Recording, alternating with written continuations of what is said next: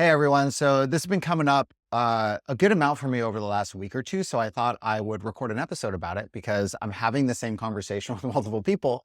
And if multiple people are kind of bringing it up, then that probably means that there's more of you that are thinking it or that it's happening to. And so this can be a short episode, just a snippet on how to handle one specific piece of what goes on during this process. And what we're talking about is is the anxiety that comes from future events that have not happened yet. This is a really normal human thing that gets done. A lot of times we think about what might happen or what we suspect could happen in the future about anything. And with that, it actually starts shaping our emotional response at the moment. There's a concept around this. It's called future pacing. Or envisioning yourself doing something in the future. So I was just talking to somebody on my team about it yesterday and how to help coach people through it. So let me share what I shared with him with you. So when I was younger, for those of you that might not have been listening to this forever, I was a very, very good bowler.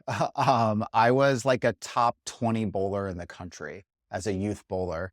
And I just barely missed the US Junior Olympic team when I was a senior in high school. So it was something I was really good at. I treated it like a job. I was very serious about it. And, something I've learned a lot of lessons from my dad, but one of the things that my dad taught me within that realm was envisioning success for yourself before it happens. And as I've grown up, I've learned more about this, more about how the mind sort of impacts the body in a lot of different ways. Recently have dove a little more into like manifesting and the universe and things like that. And honestly, it's all tied around the same thing. So whether it's like it's the universe or I'm manifesting or I'm envisioning future success, whatever it is, there is this through line of how you see something occurring in the future and how that affects you now, right? And that isn't only towards achieving positive things. That can also work against you in certain ways. So when you're in a situation where you start to be concerned about what the future might hold, even though it's never happened, it hasn't happened yet. It's in the future, right? It hasn't happened yet. And you start to maybe be worried or concerned or fear something that could happen in the future. You start getting feelings of anxiety. You start building stress. You start doing those things. And that doesn't serve you in the now, right? And what I've learned is that many, many times, unless one of you out there listening is Nostradamus, we're wrong about what's going to happen in the future. But our brain does not know that. This is kind of the secret sauce to envisioning yourself succeeding in something, is that your brain actually thinks that it's real. It thinks that it's happening. And then the effect that that has on your body becomes a real effect on your body. So when you're doing it in a positive way, it can have good effects on your body. It could be calming. It can create more focus for you. It can create more confidence for you. It could create more energy for you that allows you to do the things that you need to do to get to the successful point, right? So it's really interesting. Like you look forward in time, you future pace in time, you look forward and you see yourself doing something incredible and what that feels like and what it looks like and how it's happening. And in doing that, you actually create in the now the physiological response that you need to achieve that. And it's really, really cool, right? And I've literally seen this happen. I had there's one bowling tournament in specific that stands out in my mind with this. And I was a senior in high school in this particular tournament. I lived in Las Vegas. Las Vegas has high school bowling teams. We won the state championship every year I was on the team. And my senior year, I was in the tournament that's called the MVP tournament, which is the best player on every team in the state goes into its own tournament. And it's the top, 50 or 100, however many people. And it becomes a single person tournament, best player on every team, best man wins. And so obviously I sat down and I did what we talked about because my dad had taught me to do this. And I actually think it's a big reason why I was so good, to be honest.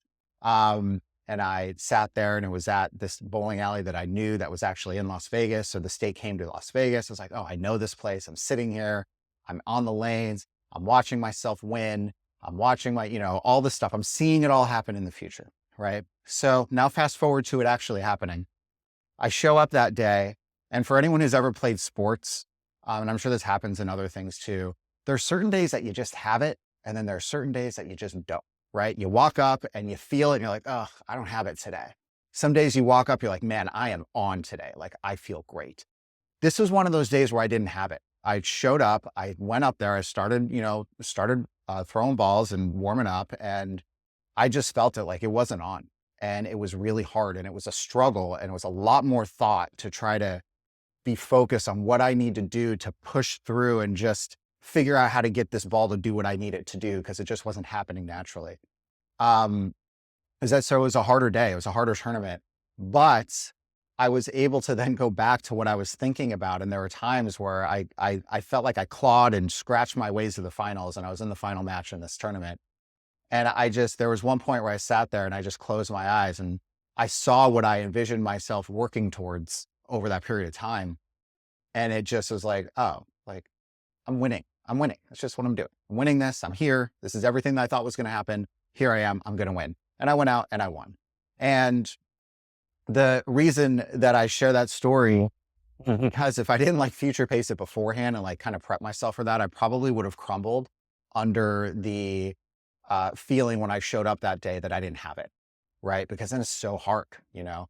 So it's hard to explain like having it and not having it from a sports perspective, unless you've played sports.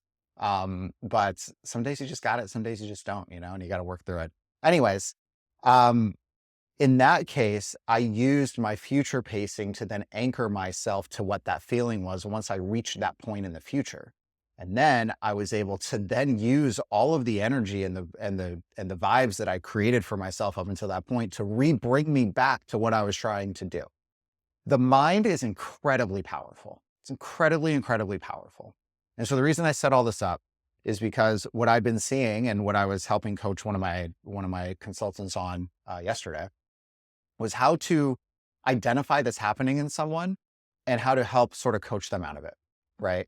It's interesting. Like what we do, we go in the house, we find problems, we figure out where they are, we do all that stuff. But a lot of it is like person coaching too, right? Because there's all these situations and scenarios, and frankly, like you've never seen it before, and you just need help understanding it and how to navigate stuff, right? And so that's part of the process. So literally, I'm coaching my team to help coach people that work with us on certain things like this.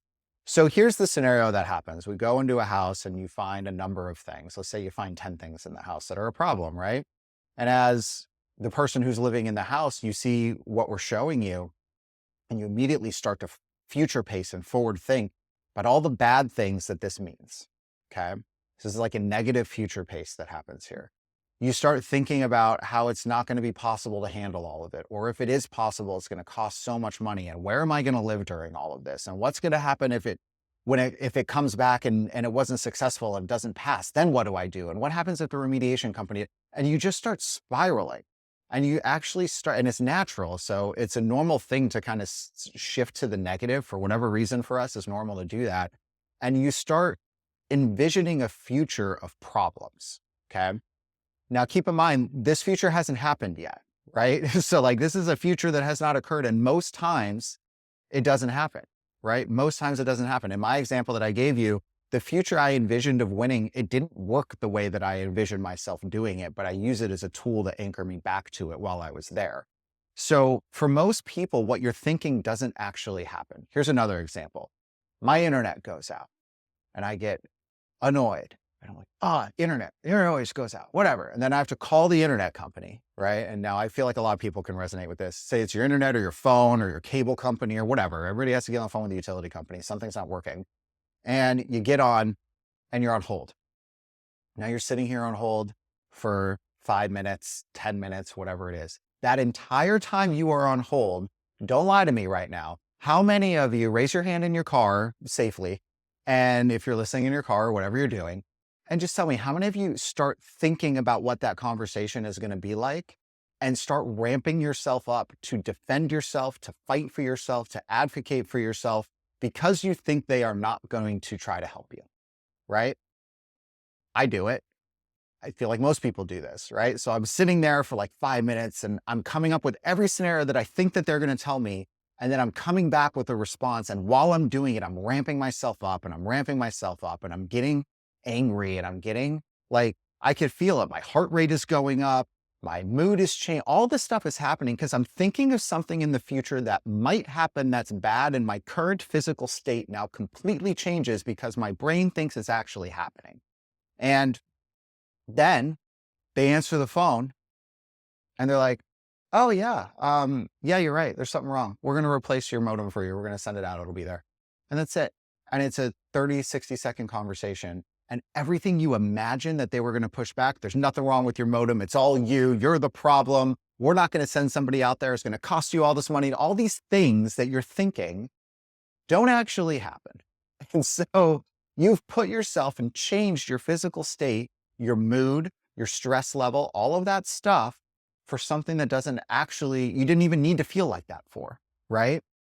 And this is what I see happen a lot when we go into a space. We find a number of problems. All of a sudden you start spiraling in your mind of everything that can go wrong and you become overwhelmed. You become anxious. You become stressed. It's not healthy, right? It's not healthy. And it then puts a strain on your relationships potentially. All of these things occur. And I'm not saying this is the only reason why it happens, but this is a reason why it happens, is because you start future pacing something that has not happened and likely will not happen. Yet you're allowing your body and your physiological response to respond to it. And so what I try to tell people when I'm speaking with them is like, hey, listen, I totally get what you're thinking, right? And I'm not saying that none of it is, that it's not valid. Like, sure, that stuff could happen. But here's what also could happen. And think about what could happen on the other side. I get to find what the issues are. I'll have a remediation company come in and I'll vet them and I'll make sure that I feel comfortable with them and they'll do a good job. And I'll be able to use the priority recommendations that We Inspect provides to do it in a way that's not going to cost me $1 million. I'll be able to focus on the most important things and I'll be able to then cross-reference that with the areas for remediation that might be the least expensive. And look, there's going to be a number of things where I can remove significant source issues, which don't require massive remediation costs. Like there's a path to that. I can do that. That's going to happen, right? We Inspect has consulting on the back end to help me review my report and put my thought process together on what that looks like. This is going to work, right? It's not going to be easy, but it's going to work. That thought process, instead of this isn't going to work, it's not going to happen, blah, blah, and all that stuff, it puts you in a completely different place. And it doesn't allow you to make the right decisions that you need to make in the current time. So it's almost like a predefining prophecy, right? I think everything is going to go wrong. And just like I said earlier, it affects your current state. So like on a positive effect, when I was training and trying to win things, it put me in a place where I was more focused, more energy, more concentrated, more zoned in when I was practicing, because I knew that I was going to get to this place, right? On the flip side, if you're thinking that something is going to fail, you're now going to be making decisions from a fear-based mindset that don't serve you to actually help you succeed, okay? And I just want to explain that to you guys, because then I want you to try to catch yourself in these patterns when they start happening. It's not just with mold stuff, like with anything. Like try to catch yourself in these patterns. But specifically in a mold situation, please try not to let yourself go down the what if everything goes bad road, right? Because when you do, you start making decisions in the now because your mindset is in a different place. Your mood is in a different place. Your physiological state's in a different place. That then manifests a decision that's not the right decision that you need to make. But you think it is because everything of your feelings and your mindset are in that place. So that seems like the right thing. But if your mindset was in a different spot and you weren't allowing yourself to get kicked off track of something that hasn't even happened yet, then you would be a lot of times looking at something a little differently. You might make a different choice. And this is kind of how I envision it. This is where these forks in the road happen, right? You have a decision that you need to make, but there are things that affect the decision. And so if you can affect your decision-making process for the positive, then you want to do that. So then you can make sure you're picking the right fork in the road. So that was just a little piece I wanted to share. That was some of what we talked about yesterday with one of my guys. And I thought it'd be helpful for you guys. So if you like this, let me know, throw a comment, and throw a rating on the show if you're at it. It helps other people see it. And I appreciate you guys listening. Talk to you later.